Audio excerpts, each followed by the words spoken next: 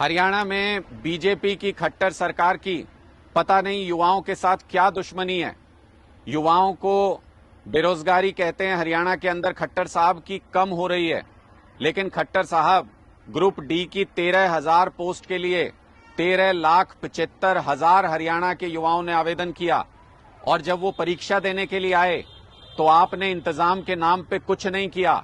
ना उन बच्चों को सेंटर तक आने के लिए बसें उपलब्ध हो पा रही हैं, ना साधन उपलब्ध हो पा रहे हैं, ना परीक्षा सेंटरों पे सही इंतजाम है, ना बच्चों के नजदीक में परीक्षा सेंटर दिए, आपने दूर दूर परीक्षा सेंटर दे दिए हैं।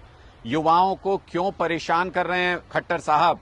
आप तो कहते थे बेरोजगारी की दर घट गई है, फिर एक ग्रुप डी की पोस्ट के लिए 1,000 युवा क्यों आवेदन कर रहे हैं? अगर उनके पास और रोजगार के अवसर उपलब्ध होते तो वो ये आवेदन नहीं करते। आप अगर देखेंगे तो 500 रुपए आपने रजिस्ट्रेशन फीस लिया एक एक बच्चे से, सीईटी का जो भी एग्जाम दे रहे हैं। 13,75,000 बच्चों का 65 करोड़ रुपया आपने इनसे इकट्ठा किया है। जब आप इनसे दसियों करोड़ रुपया, सैकड़ों करोड़ रुपया इकट्ठा कर रहे हैं तो फिर आप इनके लिए बसों का इंतजाम क्यों नहीं कर सकते? आप इनके सेंटर पे सही व्यवस्था क्यों नहीं कर सकते? आप युवाओं के लिए रोजगार की सही व्यवस्था क्यों नहीं कर सकते? ग्रुप सी की जो आपने भर्ती निकाली थी, जिसके लिए परीक्षा ली थी, वो अधर में अटक गई है, उसका भी कुछ पता नहीं है क्या होने जा रहा है। और ग्रुप डी में पूरी तरह से अव्यवस्था अभी से नजर आ रही है। पूरी परीक्षा के दौरान बच्चे बसों के इंतजार में सड़कों पर बैठे घंटों तक, बसों के ऊपर मैंने ऐसी तस्वीरें देखी जिससे बहुत दर्द होता है देख करके। बसों के ऊपर लद करके हमारे युवा एक जगह से दूसरी जगह जा रहे हैं। कई जगह बस स्टैंड पर हड़ताल की युवाओं ने, कई जगह सड़कों पर नारेबाजी की कि उनको बसें उपलब्ध नहीं करा पाए आप लोग। शर्मनाक है खट्टर साहब।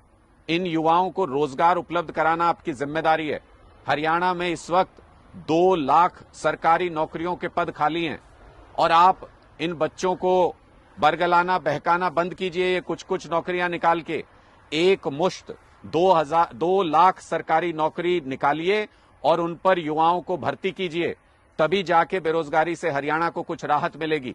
अगर आप इसी तरीके से अव्यवस्था और परेशान करते रहे युवाओं को तो खट्टर साहब याद रखिए, यही युवा हैं जो आपकी सरकार को उखाड़ फेंकेंगे और अपनी नई सरकार लेकर के आएंगे, जिसको युवाओं के बारे में फिक्र हो, जिसको युवाओं के रोजगार के बारे में फिक्र हो, जिनको इन युवाओं के भविष्य के बारे में फिक्र हो।